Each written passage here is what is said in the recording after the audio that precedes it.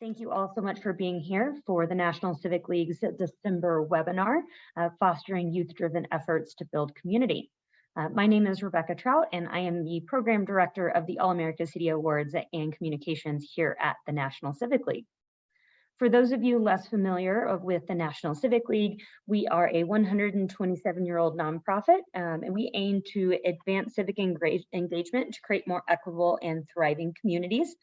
We do this through a number of programs, but we're primarily known for our All-America City Award program. It began in 1949 to really recognize, lift up, and celebrate communities who are just doing some outstanding work in the field of civic engagement and citizen participation. So before we begin, I just want to give a quick shout out to last year's All-America City Award winners from 2022.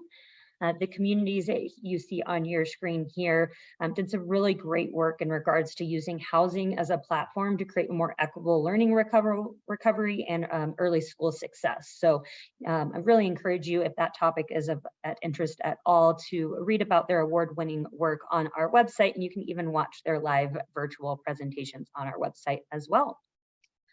And as many of you probably know, this year we are excited to be focusing on specifically youth engagement. So we're looking for communities who are intentionally addressing issues and challenges that are of concern or interest to young people, but even more than that, involving them in the naming and the framing of those issues, and then actually in the sort of ideation process of coming up with solutions. So you can see a couple of project ideas on your screen right here. This is a non-exhaustive list, but just to give you an idea of some of the different projects you might be able to apply under. And you can also see some important dates here on your screen. The one I really want to lift up is coming up in a couple of days. So on December 15th, we have our letters of intent are due. And those are really important primarily because they save you money on your application fee, but it also allows us to know who all is interested so we can give communities a little bit more direct one-on-one support with that application. I'll be including some information about this year's award in my follow-up email to you. So I encourage you to check that out, or of course, just reach out to me with any questions. And today's webinar is directly tied to this year's theme. We are going to be hearing from the wonderful and inspiring youth leaders you see on your screen here today. First up, we're going to be joined by Tidriana from Wolfden, who's going to tell us all about that program. Then Mackenzie from Algoma Venture Academy, followed by Maddie, who will talk about the really creative abilities project.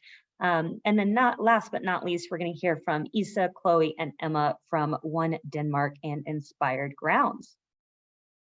We also will be hearing from some of their adult supporters. We will sorry about that. We're going to hear from Erin Balone, who is associated with Wolfden, Abigail Robinson, who is with the Venture Academy, Amy Schoenberger with Abilities, and then Deb and Luke from One Denmark. And then, of course, I want to give a special shout out to Nick Kochart and Teal Van Lannen. This webinar really wouldn't be possible without them. They are the co-founders of Kinect M1. They really helped us to identify all of these projects and helped us organize the speakers. You're going to be hearing about their organization, some of the work that they're doing, and their philosophy behind community building and authentic youth engagement. So just a lot of really wonderful programs we're going to be fitting in a very short amount of time. A couple of housekeeping items before I get started. We're going to ask that everybody remain muted, just out of respect for our speakers, to cut down on background noise. We do want to hear your questions. You can enter those into the chat as we go, or use the raise hand feature at the very end. As you can probably see, we are recording today's webinar. The recording and the slides will be emailed to you afterwards. So if there's anything that you didn't quite hear or you'd like to share afterwards, that you will have those resources at your disposal. And with that, I am excited to hand it over to Teal and Nick at Kinect.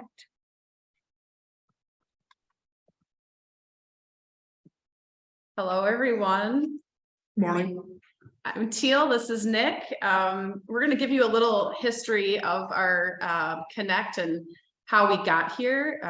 We say giving life to the art of the possible, and you're going to see that today.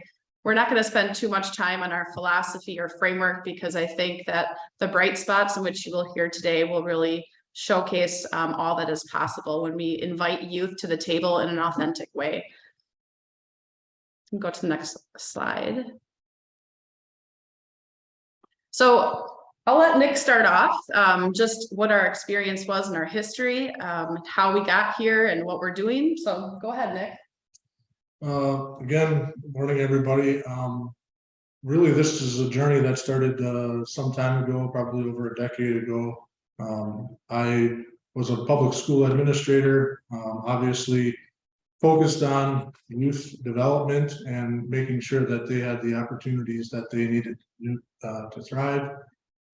We were able to do a number of wonderful things while I was in that position, and certainly the work of Connect was born quite some time ago, like I said. What we learned is that today we live in a society that is pretty fractured. A lot of what's happening today is a result of kind of siloed organizations, very few of them working together and collaborating, and even fewer of them bringing youth to the table. So we look at our future and can't really think about that without having youth at the center of it. And I would echo what Teal said. Today is really about them. And if there's one message that I can convey is that you really need to say and do things that are going to elevate youth so that we can all realize a better future. I also was along the public education journey, started as a teacher, then moved into a few different leadership roles and ending as an administrator for the public school system, realizing along the way the many barriers there were to try to make things possible in communities. And really what it comes down to is building relationships and trust and having those youth voice at the table, not just to hear from them, but to pave the way for them to lead. And now in Connect, we are spreading and scaling this type of thinking throughout Northeast Wisconsin, but also nationally, to challenge leaders that are in positions of power to think about how they can unfold a pathway to remove some of those barriers to allow those youth to lead in which they can. Next slide.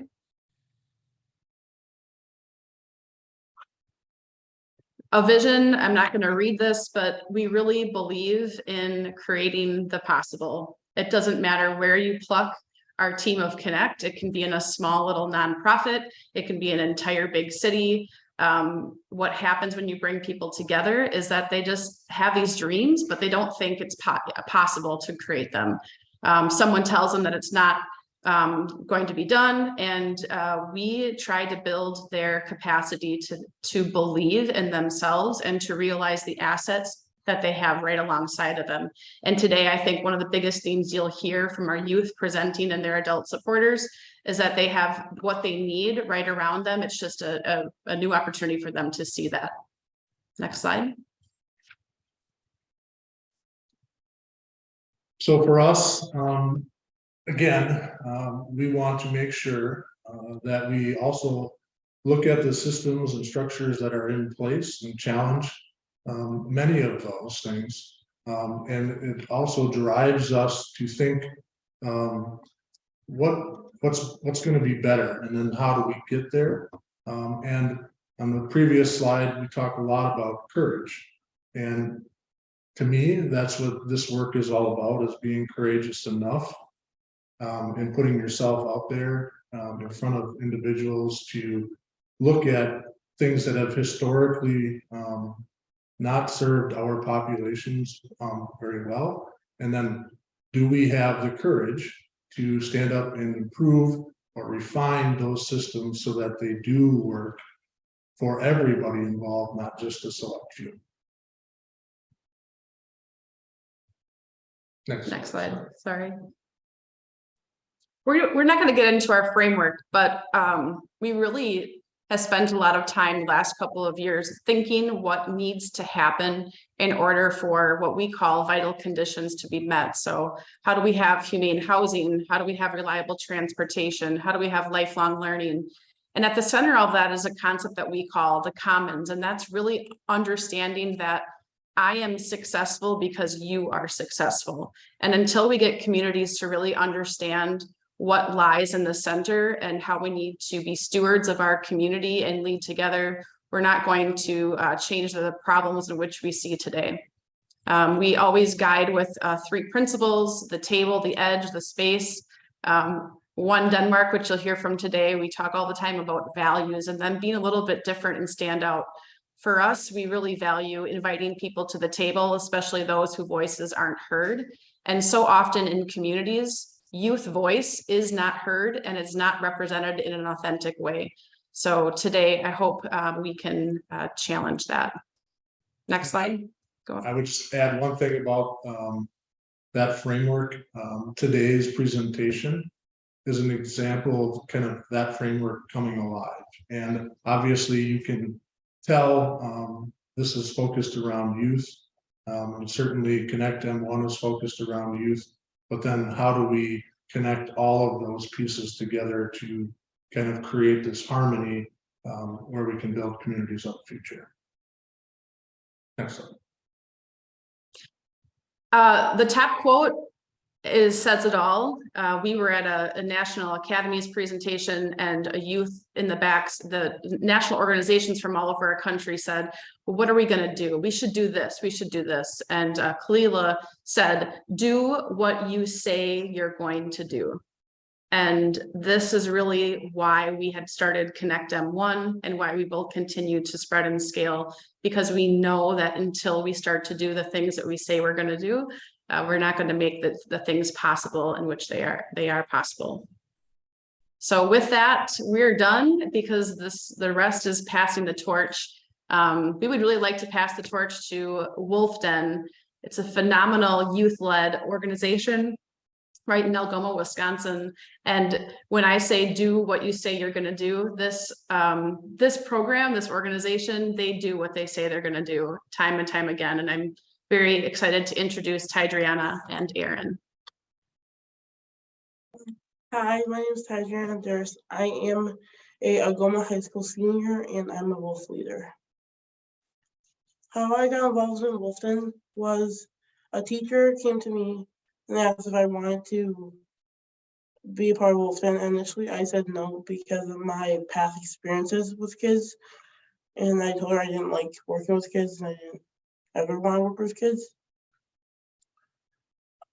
After I tried Wolfden, I changed my mind and I found out that I enjoy working with kids. And my wife would continue to say Wolfden is because it makes me feel good that I'm making a difference in the kids' lives and they're making a difference in mine. My role in Wolfden is an older sister / mentor, because I make sure that the kids know that they can talk to me about whatever and I can relate to them because I grew up in 14 different foster homes. So I can relate and I know what they're going through right now because I went through it. After being in Wolfden has helped me decide, after I graduate this year, I am going to become a special education paraprofessional. Next slide, please. Being a Wolf leader made me more confident in myself. It helps me deal with the traumas of my childhood while I'm helping the kids through theirs. For the community, Wolfden gives the kids an opportunity to engage in something positive after school rather than creating havoc in the community. The kids create havoc in the community because they feel unheard and not seen. So Wolfden is a place where they can be seen and heard and be, like I said before, be themselves.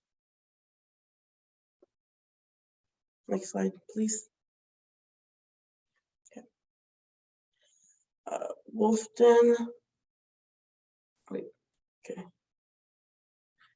Youth leadership matters because it shows that youth are taking charge of how we can better our communities. We are taking initiative instead of other staff members to make change. We are better able to understand and relate to the kids that we're working with because we're around the same age as them. Okay, so overview of Wolfton. Wolfton is an after-school program ran by high school students for elementary school students, focusing on like their social, emotional well-being. We do activities like life skills, building connections, and relationships. So a pup is a student from the grades of kindergarten to 6th grade that they are chosen by twice a year. We do a My Savers test, which is a social, academic, and emotional behavior risk assessment.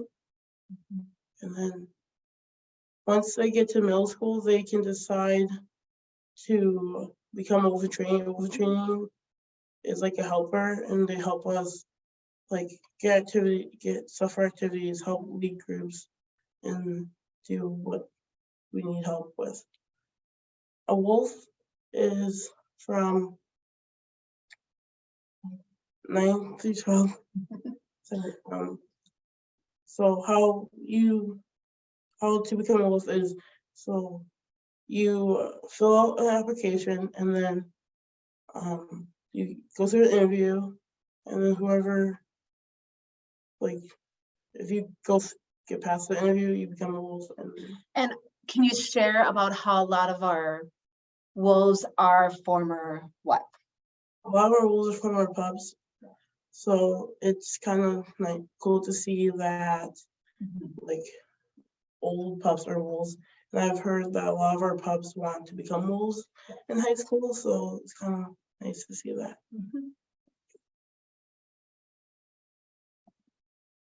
Wolfton was formed because Abigail, a high school student then, now a VA lead teacher, did a social emotional survey, and she saw that the students needed to be a part of something greater than themselves. Wolfton is like a family because we care about each other, and we try to help each other as much as we can with whatever's going on. We also, at Wolfton, we also try to teach the kids basic life skills like brushing teeth and brushing their hair and tying shoes and stuff like that. And when she talks about the Wolfden family, and once you're part of Wolfden, you're always part of Wolfden, and we do keep an eye on each other through thick and thin. So yeah. Advice I have for adults is to get out of their way. Don't put roadblocks in their way. What I mean by that is not like, don't like, instead of like telling us what to do, how about you be like our supporter, our soundboard if there's something going on, or be a connector in the community, because adults can get, adults have better connections and like to grants and stuff than us high schoolers will have. And as a Wolfden coordinator, I am part of our wolves, but also the pups support system. And those are middle school, high school students, and elementary school students. I'm a listening ear. I'm also somebody that they can lean on. Even my wolves, like all of us have triggers, and I know sometimes during the day, my wolves could have something going on that they need somebody to talk to, and that could affect their job. So I'm the person that they lean on to, also our pups. And if anything ever happens at Wolfden, like I'm one of the people that help put out fires. And like Tajana said, I am a connector as well. I know a lot of people in the Algoma community, and I'm the person that helps connect Wolfden with community projects. And what is wonderful about how Wolfden started, because it was a backpack, how Wolfden started, Abigail will share more about that, but it was Wolfden, Wolf Mentoring, and a backpack program. And the schools, Algoma school system has saw how wonderful Wolfden is, that now I even teach a class, which is Wolfden, Wolf Mentoring, and I help build the wolves capacity. And we go down to the elementary school and we do one-on-one mentoring as well. as the after-school program. And my advice for adult leaders is, like Tyjana said, we do need to get out of their way. And we need to stand by them, guide them, and be the support system and believe in them. Because I didn't think I was going to cry, but I love Wolfden, and Wolfden is a huge part of my family. And it is because of these guys, like, Wolfden happens. Yes, I'm the adult there. I am an adult. I shouldn't really use the quotations, but it is because of these guys why Wolfden is such a success story. So now I am going to pass it on to Abigail. Thank you. You all did a great job describing and representing Wolfden. As a student, a former student of Algoma, it wouldn't have been possible for me to create an after-school program or lead an after-school program or be involved in the community to the capacity that I was without the adults that were supporting me and other youth along the way, by just saying yes and removing obstacles and then creating the structures and culture that was necessary for youth to lead, because it does require a different kind of mindset that needs to proliferate throughout the community. And the adults that were supporting our efforts were really doing a great job of doing that. And it just so happened that the leaders supporting me were Teal and Nick, and they both were in the school at the time. And that was also when I started to realize that my involvement with the after school program and the different community initiatives was where I was learning a lot of the life lessons that I was going to take with me going into college, going into a career. And sometimes the traditional structure of education got in the way of me being involved with the community initiatives that I was a part of. So I would go and present to a grant committee or talk with community leaders or present at a youth leadership conference, and then have to come back and make up assignments that weren't nearly as meaningful to me as those experiences. So I kind of had a passion for thinking about how education could support other youth in making a real change in the community and leading with that as kind of their primary educational mission, which is what brought me back to Algoma to co-found Algoma Venture Academy with Teal Van Lannen. So you can go to the next slide, please. AVA is a 7 through 12 public charter school in the Algoma School District. We're in our second year this year, and we focus primarily on community and project-based learning. It's just another pathway for students to learn. So we have other kind of pathways represented, and this was just an area that we felt would be valuable to create the opportunity for more students to lead in a similar capacity and really focus on making a meaningful impact on the lives of others in the community. So the next slide has a short video that gives the perspectives of some of our students. So if you wouldn't mind playing that, it might help give a little bit of a better idea of our students' personal experiences in Venture Academy. I hated going into the regular school and just sitting and listening to somebody talk about a lesson, and then I had to just write it up. I didn't like that. I tried online school, that didn't really work. I could never learn what I wanted to learn, and it felt like I was learning just so the teachers could get past the curriculum they were told to teach. And it was so stressful for me, not because it was overwhelming, but it was because they just wanted me to just get it done. In normal school, I would just take a C and then go home. Like it wouldn't bother me because my C compared to another kid's A didn't matter. For AVA, it has helped me like become a better person or reach into that, because I know that perfection doesn't exist, but improvement does. AVA, I decided to try it because I thought it would be a lot better, and it was. It 100% was, because it allowed me to think open-minded, think outside the box. Most of the reason why I was like kind of held back in legacy schools because I was afraid to fail. And now like it's okay to fail. I learned it's okay to fail and like to push yourself beyond your box. It's okay to get outside of your comfort zone and because you can do a lot of great things by doing it. I had no hesitation. I just jumped straight in, and throughout the year, I have learned much, much better. I have retained my curriculum, which is something that is very important for me because I don't like just to learn. I like to remember what I'm learning. And so I'm very thankful for ABA. ABA totally works for her. And it makes me sad that not everyone knows that. Like, it makes me sad that other kids don't have the opportunity because they don't know if it's for them. And I just feel like, try it. You know, maybe you are a better repetitive learner, but maybe it's gonna open a whole world that you don't even know exists. They're so articulate and they're so engaged, and their imaginations have been captivated by what they're learning, and they feel like they have a purpose besides just achieving a grade, you know, that they are influencing the world around them, and that they are gaining tools in this educational experience that really are setting them up for success in life after high school. So, you know, it's not just, well, this will look good on your application, but real things that are shaping them into humans that will contribute to a more positive world around them.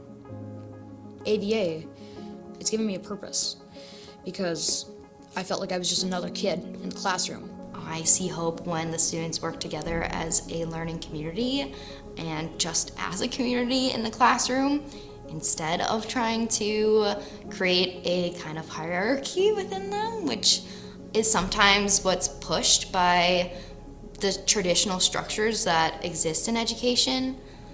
There's a lot of places that I see hope with them.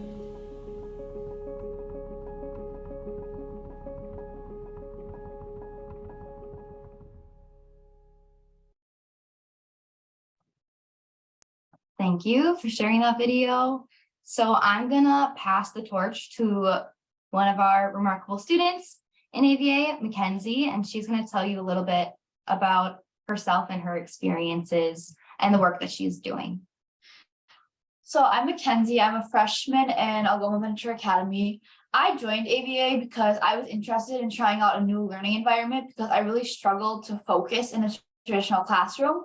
And ABA has given me the opportunity to learn in a more hands-on, engaging setting, which has really helped me retain what I'm learning. Last year, I had the opportunity to work with another student who was leading a project where they would bring in adults with diverse abilities from a local support organization called Eastshore Industries. I really enjoyed working with them. So this year, I decided to take that on as my own community project. So I invited them into ABA to have experiences and create opportunities, but not only for them, but for other middle and high school students in ABA to learn from them and interact with them. I've also expanded this beyond just Eastshore Industries and even beyond Kewaunee County. I've reached out to 2 other support organizations in Door County and invited them into ABA to have the same experiences. Throughout this project, I have learned how to work with a wide variety of people, how to communicate with them, how they function and learn best. And I've also learned about project management, time management, and creating a balance between responsibilities. Next slide. My visions for the future are to increase youth involvement in this project. So I want other students in ABA to share what they're passionate about and do projects with them and just show what they like to learn about. And then I want to take more of a supervisor role and more planning stuff in this. Next slide, please. My advice for adults looking to engage youth in leadership is to give them a space where their ideas are heard and supported. Personally, I have found this to be really important and empowering. I think it'd be very beneficial to create spaces in all communities and schools for youth to lead. And then ditto what Kenzie said, but also as far as engaging youth, it's really important. Teal and Nick mentioned this earlier, but it's important to do what you say. So don't just include youth at the table to check off the box and say, yes, we have youth represented. Make sure that you're really listening and supporting them in their vision to actually realize their vision instead of telling them and directing them towards kind of a predetermined goal that's already been decided. It's really important to have the youth perspective truly heard and considered, not just have youth representation. And then building a youth leadership network was something that I found extremely valuable as a student in high school, even now. And it's something that we're constantly working to create for the students in ABA as well. But having others to bounce ideas off of and kind of share the burden of leadership, because I'm sure many of you know that leadership is not always an easy position to be in, especially for youth with all the different developmental things going on socially, emotionally at that time. So having a network of support is absolutely crucial and so valuable in supporting youth leadership. And then lastly, taking the time to pause and be with youth to foster dispositions and mindsets that are going to last throughout their lifetime and help them in their careers or whatever their life holds after school, after being a youth, is super, super crucial to the success of youth leadership and also the sustainability of youth leadership in the community. So even though it might seem a little tedious or time consuming, or maybe not like the most important thing, it's so important to stop and reflect on where you've come from, and also how to approach different kind of issues or conflicts that come up with a mindset of abundance. So that's kind of all we have. But again, I want to reiterate that Venture Academy is just another pathway for students to lead, but there's different pathways that exist in communities kind of across the country. But even in Algoma, we have a lot of different pathways for students to lead. And another one of those really amazing pathways that I am excited to pass the torch to now is the Abilities program.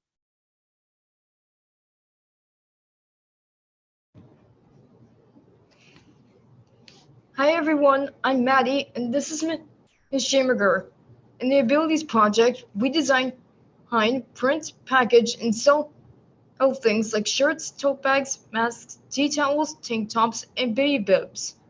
We also make greeting cards, hats, bookmarks, and keychains. We get together every day during 6th and 7th hour in the Abilities room. Sometimes we have sales in the Wellness Center, and we just set up for the indoor winter market. Returning to school in 2020 with COVID protocols was going to look a lot different for our students, and change can be hard for students with diverse abilities. I knew we needed to think outside the box to keep our students engaged and still have a little fun.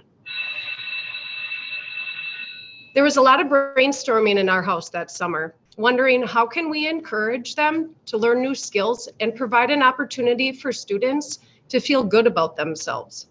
Students need to feel connected with the people around them. COVID sent us home with little communication with one another. We needed to build that back up.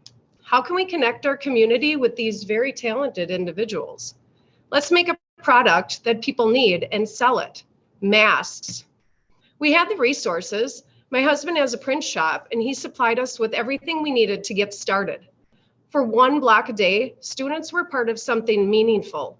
Designing, printing, packaging, selling, and most importantly, building relationships and having conversations with people outside of the classroom. We started with 1 case of face masks. By the end of the year, we had covered 1/3 of Algoma's population with our designs, printing 1,300 face masks. I became involved in the Abilities project because Ms. Schimberger asked me to. I am proud to call myself the packaging princess. My job is to package all of our merchandise.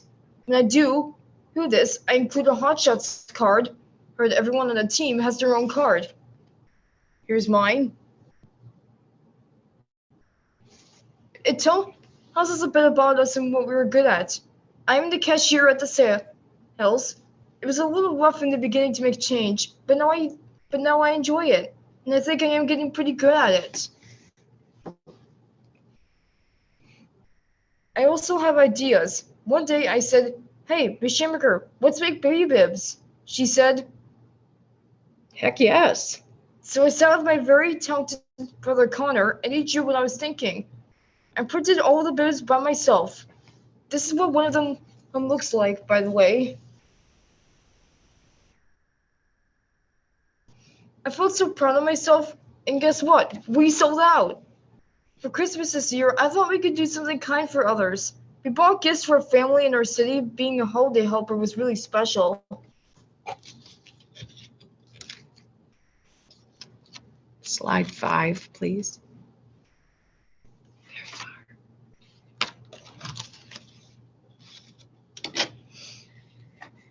I have made some new friends since the Abilities Project started. There is a lady, Pat Rye, who comes to every sale. I think she has everything there printed and more. One day, we surprised her with a customer appreciation gift that made her smile. I think she really liked that. I have a friend, Ginger, from the Blue Yorkie Juicery. She is a sweet and kind woman. I go to her shop once a week and stamp all of her bags. We just made tote bags for her business. This one time, she gave me a little mermaid ornament from Florida. That made me feel special that she thought of me while on vacation. Then there are these two ladies, Kitty and Tina from Country Comfort. They sell our abilities totes, shirts, and tea towels. They have a neat store and really cool merchandise, and their baby stuff is really cute. I check it out when we deliver our goods there. And last but not least, we have mentors in the Abilities Project this year. One of them is my best friend, Kendra. Her and I get to work together, and she is just the best. And my advice to everyone out there is to just be kind to everyone and treat everyone nicely, even if they have disabilities like me. I encourage all educators to be resourceful. I'm a 24-year veteran as a special education aide. Implementing this project with my students isn't just enhancing the students' future and self-esteem, it is a highlight of every day for me. We are all feeling pretty successful here in Algoma, Wisconsin. You know what's cool? We have printed 4,207 items since we started. That's a lot of merch. When we go to the grocery store and someone asks us about our next sale, or when we see someone wearing what we made, I feel so proud and I'm not so nervous to talk to people anymore. And I found out people really do like me for who I am. Thank you, everyone. And now we are going to pass the torch to One Denmark. This town is just 45 minutes west of us. They're really inspired to make connections with everyone in their community. Right, thank you, Maddie. We have some tough acts to follow, some wonderful youth opportunities in our area. And as Maddie said, about 45 minutes down the road from Algoma is another small town called Denmark. One Denmark was born when a diverse group of community members came together, and we were looking for a hub in our community. We thought that our area needed a central information hub to support those in need in our community. So we thought maybe we would be able to support people who were experiencing difficulties in the community, and that's really what we needed. After having communications with community members and bringing them together, discussing their input, we realized that what they told us Denmark needs is a space for a community center. So we shifted our focus looking for a space, and we spent many meetings talking about how are we going to get a space. An opportunity became available, but that wasn't going to really become a reality for a couple of years. So we felt kind of stuck and kind of at a roadblock. What are we going to do? How are we going to get a space? How are we going to proceed without a space? Well, with the creative voices of the youth that came to our table, we once again were redirected and led to think out of the box from their idea, and they really brought us to where we are today. I'm Luke, the district administrator for the Denmark School District, also part of One Denmark. You know, with really large dreams of having a community center and just bringing, you know, the entire community from youth to our seniors together. really with having youth at the table, we kind of shifted gears because we have all come to know that small acts have huge impacts. And and the theme too, I think I've heard in some of the earlier speeches, is sometimes adults just need to get out of the way a little bit and pull away the red tape and all the reasons that things shouldn't happen, instead of really saying, we can do that, don't worry about that, we'll take care of that, and really let the youth lead, which led to Inspired Grounds. So ladies, take it away. So I'm Issa, and I was brought on to One Denmark as the student representative to bring my perspective of Denmark to the table. And one of the first meetings, I had shared an idea that I had talked about with one of my friends at lunch, of that Denmark needed a space, a coffee shop to kind of go at like after school, so people could gather and use it for various reasons. And it wasn't just about the coffee. We really wanted a space to hold events and classes and just to bring people together, and of all ages too. We really focus on the intergenerational part of it, because our seniors want to know what the youth are up to, and the youth have so much to learn from our seniors in this town. So that is when we created Inspired Grounds. We had worked with one of the members on One Denmark who had some grants before I was brought onto One Denmark, and so we had some funds to start up with, and so we had our first event, and we needed a space to go to have this. And so instead of creating a space, we utilized what was already in our town. And there was an old bank building that had been sitting untouched for a while. And so we presented to the village board asking for the building, and they approved it and during that meeting. So we are now using the old bank building to hold our events. And that is where we had our first event, which Emma will talk a little bit more about. So my name's Emma. I was the friend that had kind of shared this coffee shop idea with Issa, so I was brought into One Denmark soon after she was. We had our first event this summer where we served coffee. We did a craft hosted by the middle school art teacher. And it was just really cool to see how this kind of brought to life all of the hopes that we had for Denmark. Kind of that survey that Deb was talking about, this was kind of the gateway to fulfill all of that.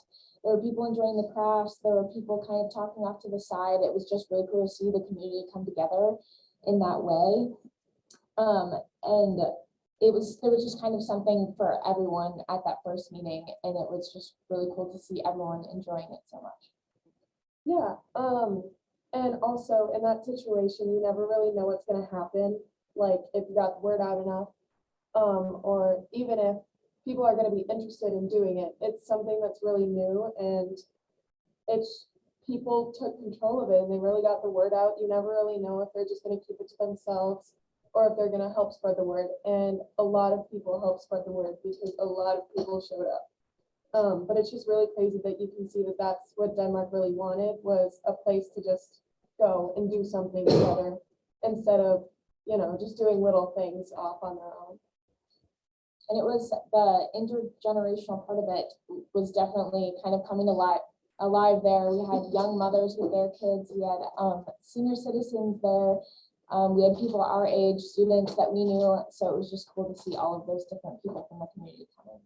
And not only did everyone enjoy it, it also just proves that we do need a space for people to come together to just be together. I mean, the class and the coffee is part of it, but just to see the interaction between everybody was my favorite part of that night. And we can't wait for our future events that we will be holding in the upcoming weeks. And speaking for myself, and I think for the rest of the board, is what the youth taught us is kind of the old saying, just do it. Soon after this event, you see some pictures of the event with seniors and some of our great youth mentors and elementary kids that are mentees in our school. And that was just on a whim. Like, we're just going to do it. We're going to see how it goes. And now we have another event with these young ladies and other seniors at the school again next week. We step in pickleball after that. And because of our youth and just their willingness to, try something and have small acts that have big impacts and bring the community together, we're going to continue. One Denmark with youth involvement is going to continue to thrive. And I think what we really learned, Teal and Nick talk about values, is what our communities value, what people really want is they want relationships, they want to come together, they want to connect. And that's what makes a community thrive. It's not having the space, it's providing the opportunities for people to come together in authentic, real, meaningful ways.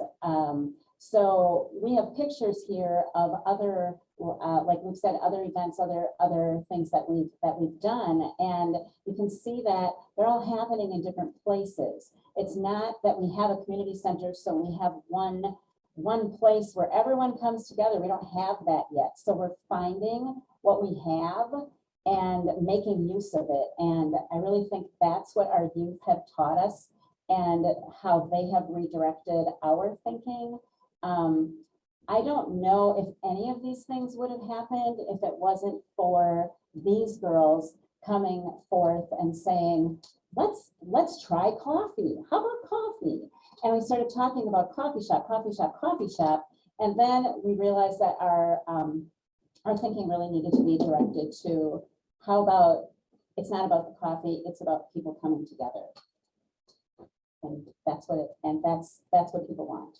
So, any last thoughts, girls? I just think that looking at all these pictures, you can just see that the space is not the important part. It's the people that are in the space and make the memories and the events and moments the most important part. We've had barriers. The girls weren't allowed to have a key to the building that we had that the village board gave us access to. So Luke had to be the holder of the key so that we can actually get into the building. So the key was the key for us, and it was a barrier, but we realized that we could overcome that barrier, and now that has helped us to continue to move forward and climb and see what else we can do. So, and thanks to Kinect M1, Teal and Nick for guiding our thoughts in that direction as well. So, yeah. Wonderful. Thank you all so much. Can we give a big virtual round of applause to all of our speakers today? Good job, everyone. And you're so much better than a lot of presenters. You left time for Q&A. I'm so happy. Thank you. So if anyone has questions about any of the programs for any of our speakers, feel free to either raise your hand or type those in the chat here. And then also, speakers, if there's anything that you would like to ask each other, additional information that maybe wasn't touched on before we have a shy audience, please feel free to chime in as well. Any questions? So I'll start. I have a question, and this can be kind of raised by anyone. Have you had an example, we mentioned a lot, like sometimes the adults just need to get in the way. Is there an example in your, get out of the way rather, is there an example in your work of a time when, adult did get in your way and, stopped progress? And then how did you move beyond that? Tidriana, I see you thinking. I think you should unmute. I encourage you to tell your story.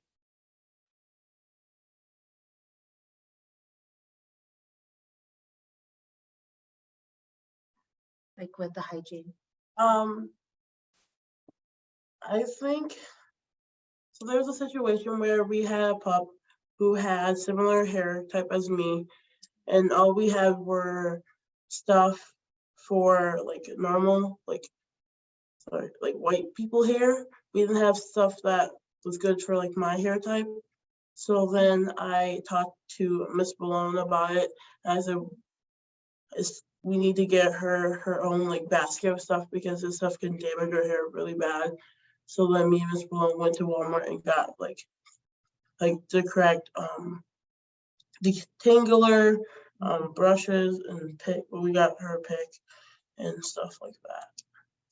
Yeah. So it just shows how important it is for adults to listen to the youth and listen to all different culture. You know, like with her, like she's an expert. And that's something I learned as well. Like she's teaching me as well. Thank you for sharing that. I actually have a question as well for Abigail. I'm going to ask you a little bit about, actually, we have one from the audience. I won't go twice. All right, so the question is for Wolfden. How many pups do you currently have and how many new ones do you take each year? We currently have, I was counting in my head, 14 to 16, Yeah. I think. It depends on what our capacity is. I think our goal by the end of summer is to get 20. So it all depends on like if we're ready to add more. Yes. Great, thank you. All right, so my question for, okay, do you have special ceremonies at the end of your youth programs as people grow up and leave leadership roles in your program? How do you keep the alumni involved? Yeah.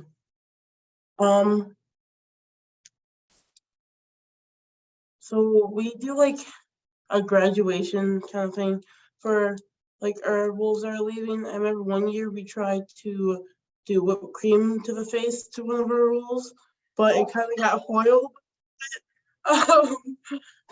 We give them a present and like a picture of like all the pups together, and then like the pups will sign their names around the border of the picture. And then for graduation, all of the seniors, they have the stall and then the cords and everything.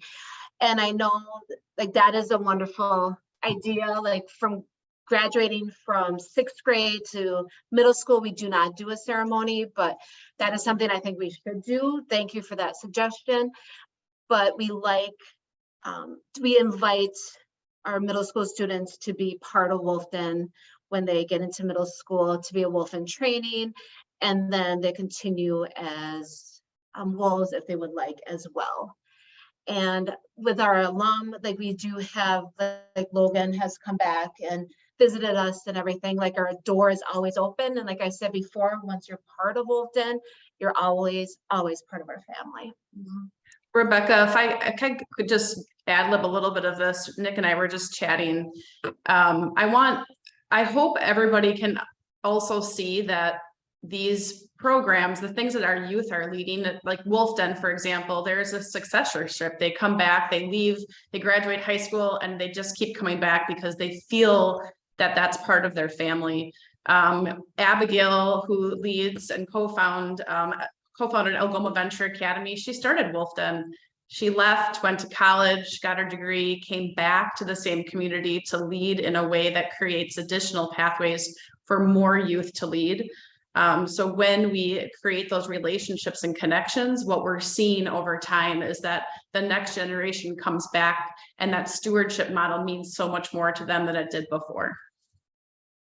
Absolutely. They do what they say they're going to do, and they do what matters, and they continue to keep that torch lit in their communities.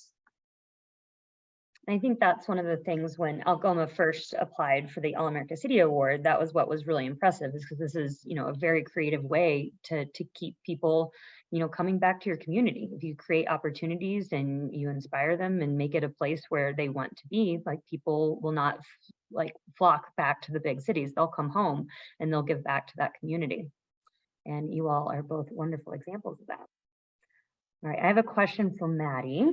What is your personal favorite design that you have done? Oh gosh, that's kind of hard. All of them are pretty much. I don't know. It's really hard to be honest. Every design is really unique in all ways.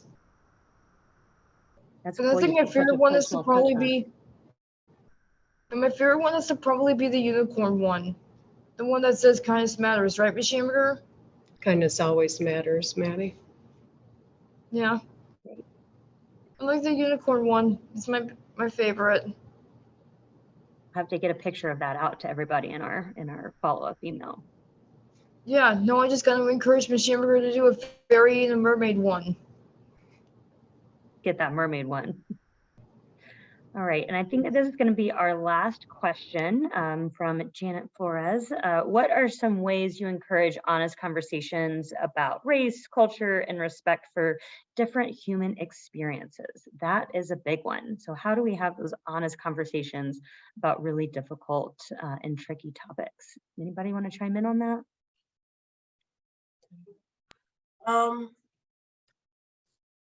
So like at Wolfton right now, we have a couple kiddos who are mostly Spanish speaking. So we had a situation where another kiddo says it's like trying to not mimic, like try to say like imitate Spanish speaking, but came out like not like gibberish kind of.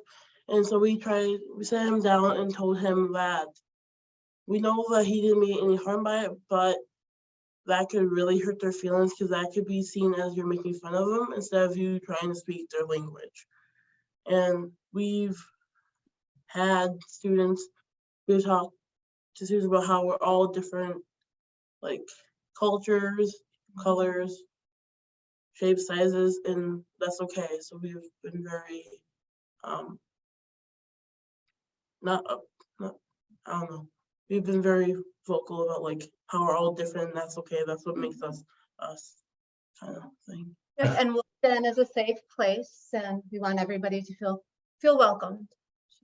I think the one thing that is really important to understand is that you can't have that conversation if you don't have proximity to an individual that has a different life experience than yourself. And when you talk about creating space, that's what it's all about. You have to create space in order to have that conversation. And then you have to think about who's in the room or who's at the table. If you think back to some of the principles that we lead with, it's really difficult to understand someone's, life experience if you're not in proximity to them. And it's even more difficult to disagree with them if you're sitting across the table from them. So I think it's really important to create those spaces and invite those conversations. And I would lead with things that are practical, right? That people experience every single day. And they just want to talk about their experience. And they want somebody to listen, right? Like Tadriana and Aaron explained before. I think it's a really simple method that adults, frankly, complicate all the time. Youth are much better at that, as Tadriana is, right? So we have an individual who has this experience. We have an individual who has had no proximity to that individual's experience. We need to talk about that, get them in the same space so that we can come out with a collective understanding of how to move forward. The one thing I'll also add, because I know we're at time, but I hope today also shows that the adult supporters don't just step aside and do nothing and just listen and let the youth lead either. If you can see the relationship that these adults have with the youth leaders, it's a horizontal relationship. It is everybody has a piece to the puzzle, and it's the adults recognizing what that piece is, whether it's positional power or a network, or they maybe have some experience of their own. It's the youth recognizing their power and their network and the experience that they hold. And it's about how to collectively have and hold that shared vision and do what you say you're going to do and do what matters. And I think Luke from Denmark had said it before, we just did it and we don't take too much time to think about it. We just do it because we know that it's the right thing to do.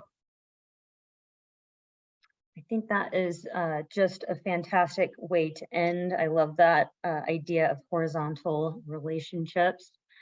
We are out of time, but I'm going to send you all a follow-up email with additional resources, our slides, and our recording. And of course, if you have any questions about any of the materials, I'm sure we would all be happy to connect you with any of the speakers.